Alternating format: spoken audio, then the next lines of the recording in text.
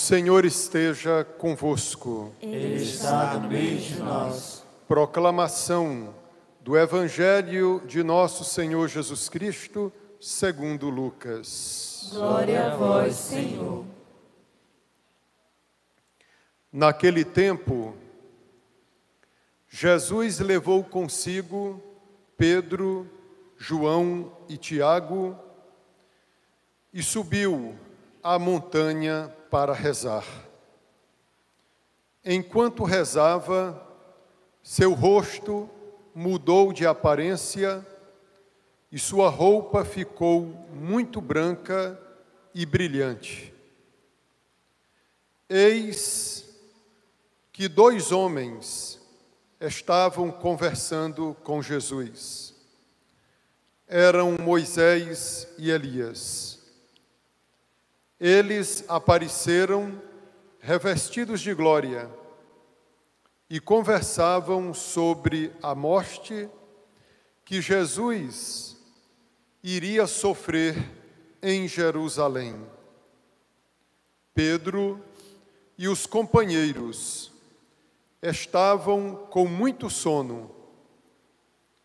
Ao despertarem, viram a glória de Jesus e os 2 homens que estavam com ele. E quando estes homens se iam afastando, Pedro disse a Jesus: Mestre, é bom estarmos aqui. Vamos fazer 3 tendas, uma para ti, outra para Moisés e outra para Elias. Pedro não sabia o que estava dizendo. Ele estava ainda falando quando apareceu uma nuvem que os cobriu com sua sombra. Os discípulos ficaram com medo ao entrarem dentro da nuvem. Da nuvem, porém, saiu uma voz que dizia: Este é o meu filho, o escolhido, escutai o que ele diz. Enquanto a voz ressoava, Jesus encontrou-se sozinho. Os discípulos ficaram calados e naqueles dias não contaram a ninguém nada do que tinham visto. Palavra da salvação. Glória a vós, Senhor.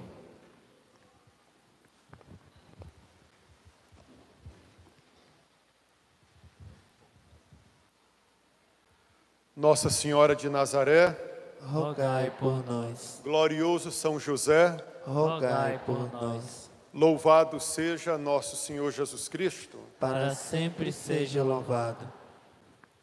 Queridos irmãos catecúmenos, ouvimos na liturgia da palavra dessa Santa Missa magníficas leituras.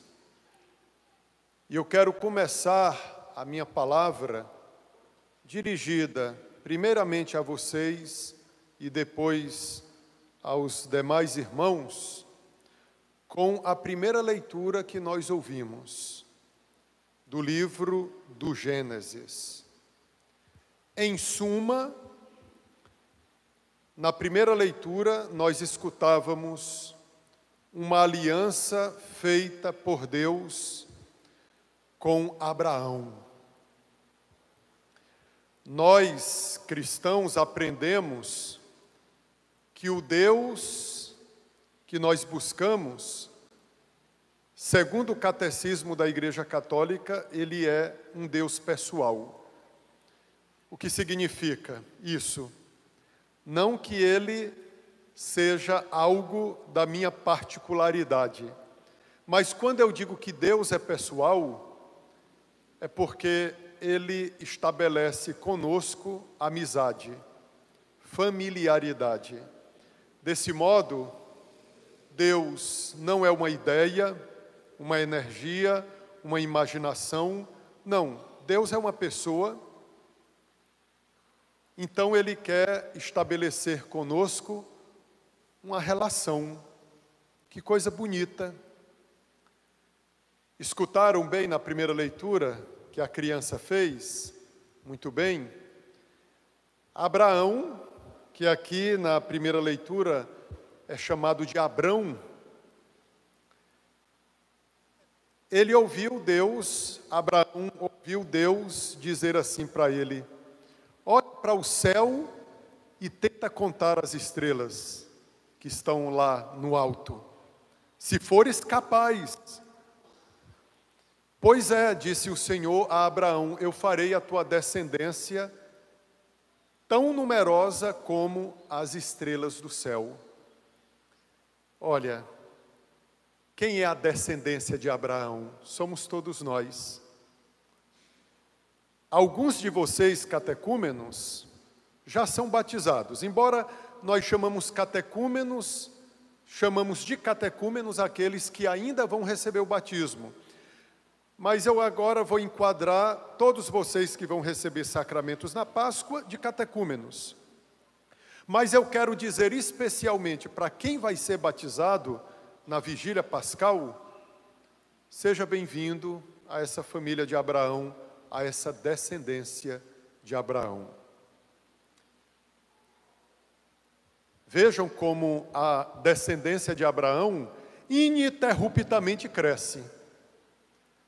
Não só na vigília pascal, novos filhos de Deus são agregados a essa comunidade cristã, mas também em quase todos os domingos realizamos batizados. Por meio desse sacramento, a família de Deus então cresce. Prestar atenção também nessa primeira leitura do livro do Gênesis, que Deus mandou Abraão sacrificar alguns animais e colocá-los sobre o altar, parti-los ao meio, e Abraão ficou esperando Deus dar o sinal de que ele tinha aceitado o sacrifício, e parece que Deus demorava. Deus, de vez em quando, gosta, com todo respeito, de nos dar esse susto do silêncio, da sua demora, as demoras de Deus. Mas Abraão teve que espantar as aves de rapina que se lançavam sobre o sacrifício para danificá-lo. Então Abraão espantava, até que chegou a hora em que Deus fez aquele sacrifício ser atravessado por uma grande luz. Era sinal de que Deus tinha aceitado o que Abraão havia oferecido. Era um sinal de que realmente Deus tinha dado um sinal verde para Abraão. Mais uma vez eu quero reforçar, Deus é amigo, mas é sobretudo Pai. É o Criador. Olha que coisa bela de saber que quem está lá no alto, o Senhor nosso Deus, está sim interessado por nós. Está sim. Ele se interessa pela nossa causa. Ele é solidário conosco. Que belo saber, queridos irmãos, que nós não estamos jogados às traças, que nesse mundo nós não estamos seguindo um destino cego, que nós não estamos aqui por acaso, mas que a mão de Deus nos conduz. Essa é uma certeza. Então Ele estabeleceu uma aliança conosco. Agora prestem bem atenção. Aqui na primeira leitura, Deus estabeleceu uma aliança com Abraão.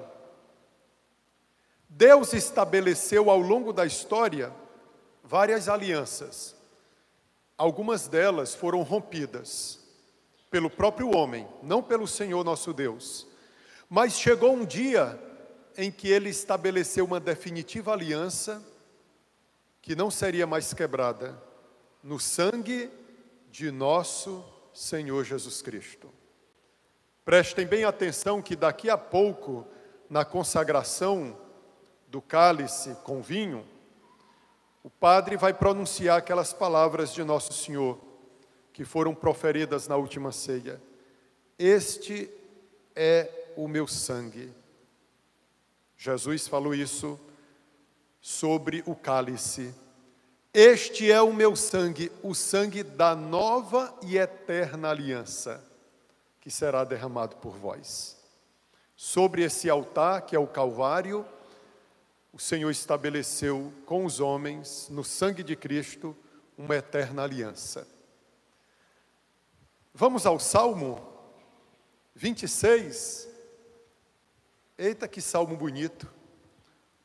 O refrão dizia assim: o Senhor é a minha luz e a minha salvação. Eu queria juntar esse salmo à segunda leitura, que um bebezinho fez, né? Muito bem, da carta de São Paulo aos Filipenses. Sabem qual é a minha maior preocupação com vocês? É no seguinte quesito: sobre a perseverança de vocês. Esse é o 5º ano que eu tenho a experiência de acompanhar uma turma, instruindo-a no catecismo da igreja, a fim de prepará-la para os sacramentos na Páscoa. Mas eu não me iludo, eu sei que muitos estão interessados em receberem os sacramentos, que bom, glória a Deus por isso, mas consolação, eu sei que depois de recebidos os sacramentos, muitos vão se debandar. Mas Deus vai estar olhando vocês, para onde vocês estiverem ido, para onde vocês se dispersarem, e Deus vai trabalhar para unificar vocês de novo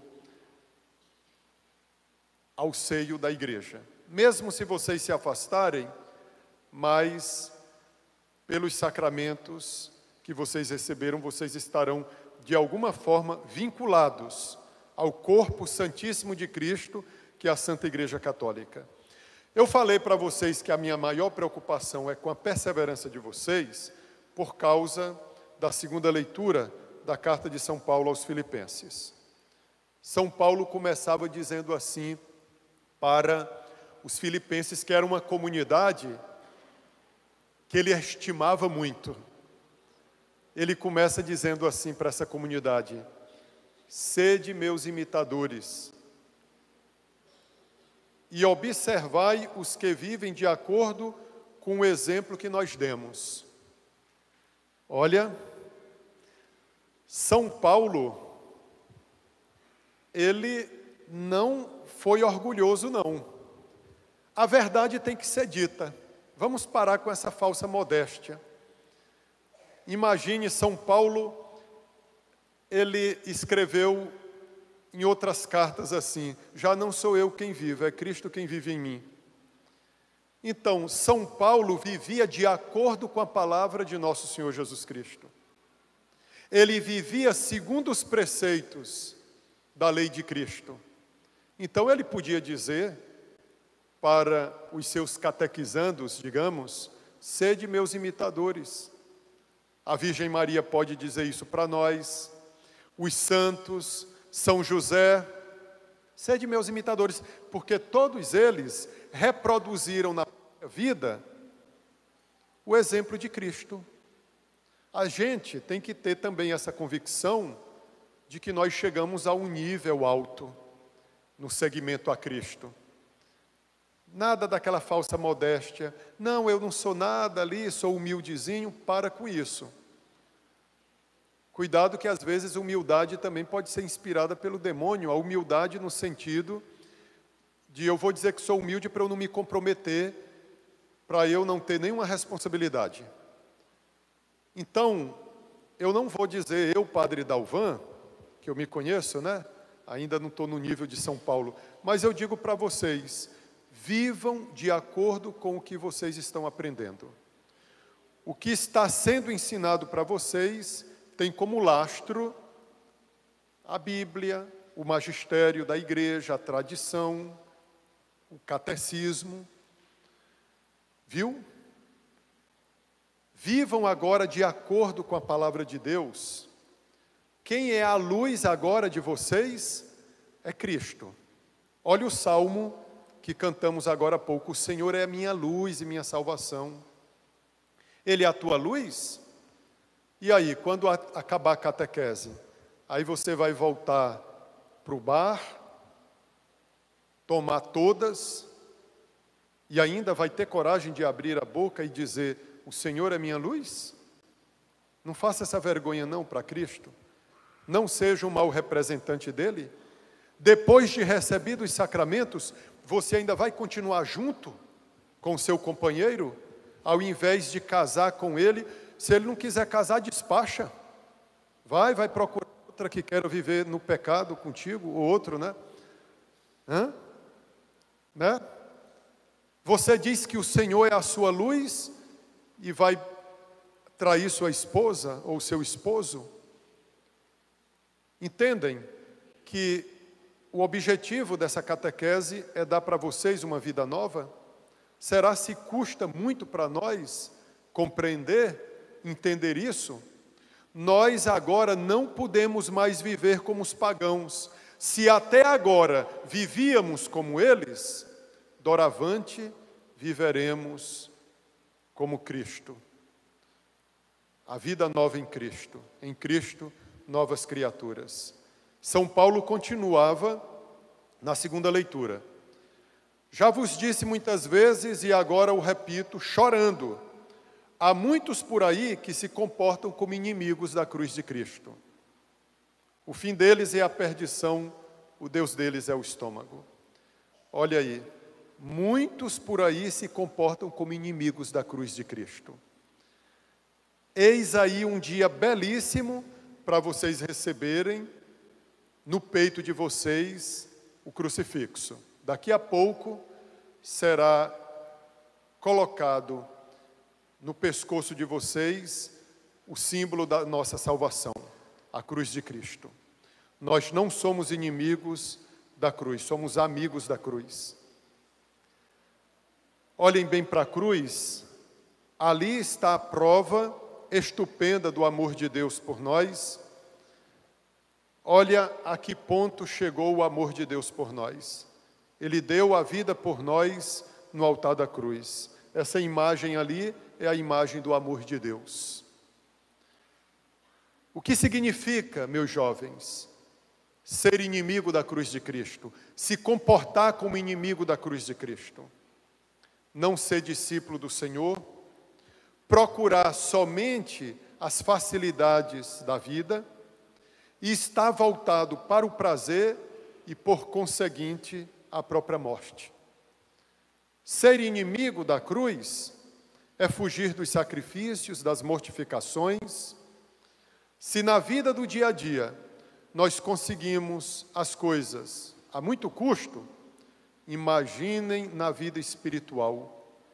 Nós também só conseguimos o céu a muito custo, com muito esforço, com muito labor. Olha o que dizia São Paulo na segunda leitura: o Deus deles é o estômago. O que significa o Deus deles é o estômago? Escutem, quando nós vamos, nós não, né? Quando as pessoas vão para essas festas, essas bacanais, lá é cometido muito pecado da gula. Você come muito, torresmo, né? Farinha, chega em casa vomitando, dá prazer comer, não é? E bebida, cachaça, 51, cerveja. O Deus deles é o estômago. Não dá prazer, seu Antônio, comer? Por isso, o diabo, lembram do evangelho do domingo passado? O diabo tenta Jesus nesse primeiro quesito: o estômago, transforma a pedra em pão. Quantos de nós somos pegados pelo estômago? Quantos de nós somos pegados, iludidos pelo estômago? O Deus deles é o estômago. Quantos deixam de vir à missa para ficar trabalhando no dia de domingo, no dia do Senhor? Domingo, o dia tem 24 horas. Jesus pediu só 1 hora para ele. Nós vamos ficar aqui na igreja no máximo até 9h30 da manhã. Depois a gente pode voltar para casa para conviver com a família, Talvez para fazer algum trabalho. Não, mas eu tenho que trabalhar, porque eu tenho que ganhar dinheiro. Para que eu tenha arroz, feijão na mesa. O Deus deles é o estômago. O Deus deles é o estômago. Quem é teu Deus? Hein? Quem é o Deus de vocês? É o estômago? O estômago atrai vocês para essas bacanais, orgias, para essas festas onde se come muita farofa, muito tira-gosto, depois chega em casa passando mal, e onde você bebe muita cachaça. Quando você for para essas festas, lembre do que o padre falou, o Deus deles é o estômago. Eles estão destinados à perdição. Será se alguns aqui de cabeça baixa é porque estão indo para esses lugares, hein? Aí o padre agora tocou no tendão de Aquiles, aí baixou a cabeça. Hã? Mas tudo bem, se você tinha esse costume, não é vergonhoso você abandonar ele hoje, tá?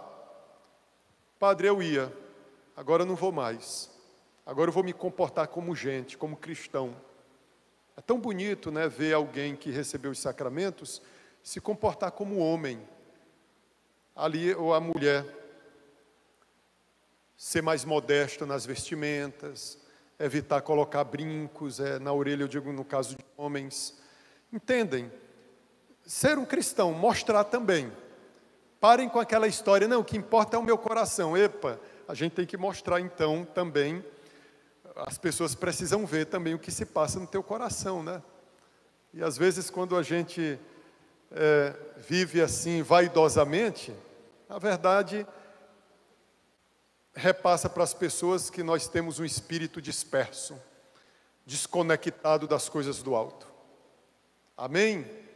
Então sejamos amigos da cruz de Cristo. Aí São Paulo continuava dizendo assim, que nós, porém, olha a palavra que ele usa, porém, nós, porém, somos cidadãos do céu. De lá aguardamos o nosso Salvador, o Senhor Jesus Cristo. Ele transformará o nosso corpo humilhado e o tornará semelhante ao seu corpo glorioso. Olha aí. Se você antes era filho da perdição, agora você é cidadão do céu. E de lá esperamos gloriosamente o nosso Salvador Jesus Cristo, que tornará o nosso corpo semelhante ao dele, glorioso. Em outras palavras, ele nos fará santos. Amém? Olha o Evangelho, para concluir, o Evangelho da transfiguração de Jesus. Jesus subiu para uma montanha, levando consigo Pedro, João e Tiago. Na Bíblia, a montanha é símbolo da teofania, ou seja, da comunicação com Deus, né? O padre está falando muito, hein? Já estão olhando no relógio, hein? Não olhem, esqueçam o relógio, hein? Então, queridos irmãos e irmãs, e quando estavam lá, no cume da montanha, Jesus manifestou àqueles 3 agraciados a sua glória.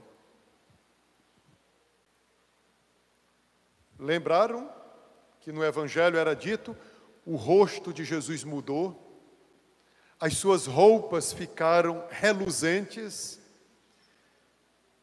e apareceram 2 homens que tinham vivido muitos séculos antes de Cristo, 2 grandes homens presentes no imaginário do povo judeu e conversavam com Jesus. Quem eram esses 2 homens?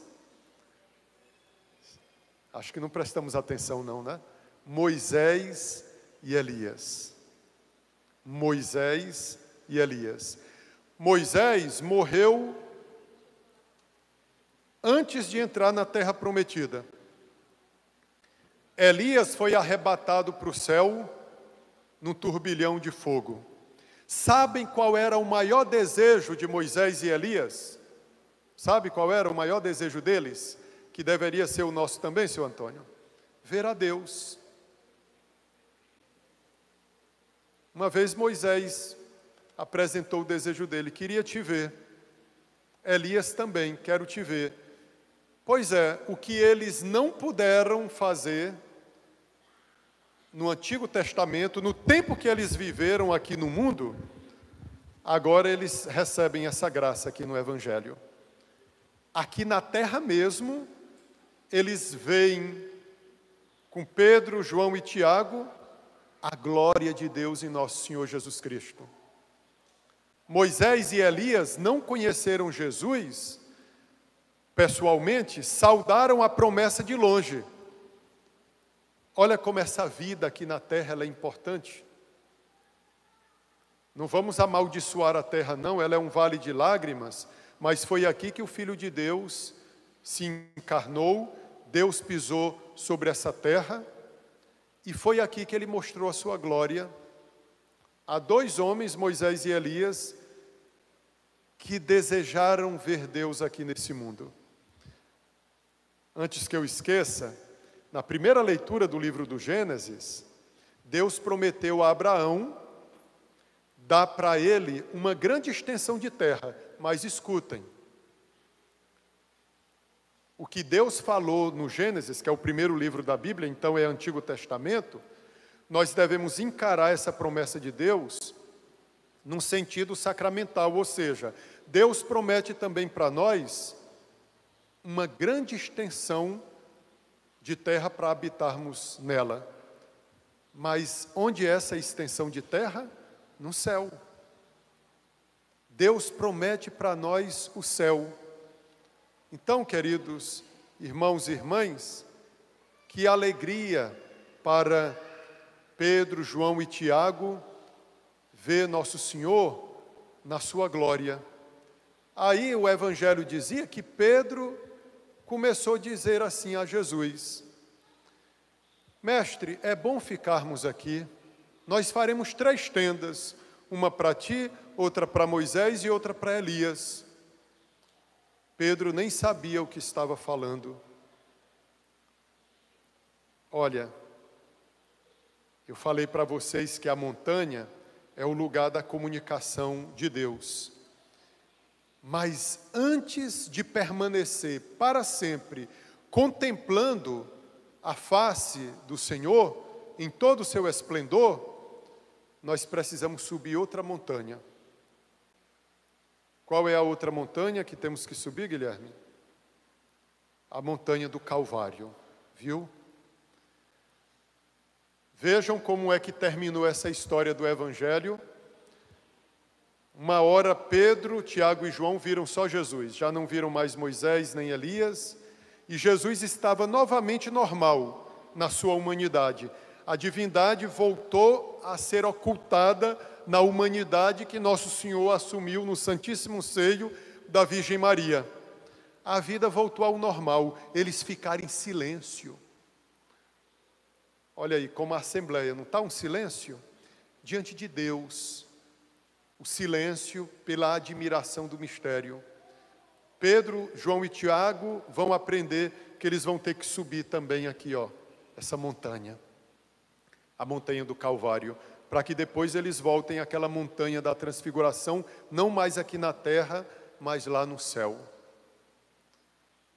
Lembrem que Moisés e Elias falavam com Jesus sobre a sua morte, o seu êxodo, a sua passagem desse mundo para Deus. Afinal, nosso Senhor veio para inaugurar a nova Páscoa. Lembrem que na vigília pascal, da qual vocês todos participarão, nós escutaremos as leituras, que serão muitas, 7, no mínimo, e essas leituras, na maioria extraídas do Antigo Testamento, farão alusão aos acontecimentos da Antiga Aliança, esses acontecimentos que eram prefiguração da nova Páscoa instaurada por nosso Senhor Jesus Cristo. A passagem de Jesus por meio da sua morte para o Pai é também a nossa passagem. Então, queridos irmãos catecúmenos, vamos nos preparar durante essa quaresma com alegria para celebrar a Páscoa do Senhor. O que nós ouvimos aqui não é brincadeira. A gente gostaria também de dizer ao Senhor: Mestre, é bom ficarmos aqui. Faremos 3 tendas. Por que Pedro deu essa ideia de fazer 3 tendas? Sabiam que entre os judeus havia uma festa chamada das tendas ou dos tabernáculos? Quando o povo de Deus saiu do Egito, minha filha, quando o povo de Deus saiu do Egito, passou pelo Mar Vermelho e começou a caminhar pelo deserto rumo à Terra Prometida, o povo habitava debaixo de tendas. Então, depois que eles entraram na Terra Prometida, como memória desse tempo que o povo passou peregrino, nômade no deserto, eles continuaram celebrando a festa das tendas todos os anos. Mas sabem qual era o intuito dessa festa?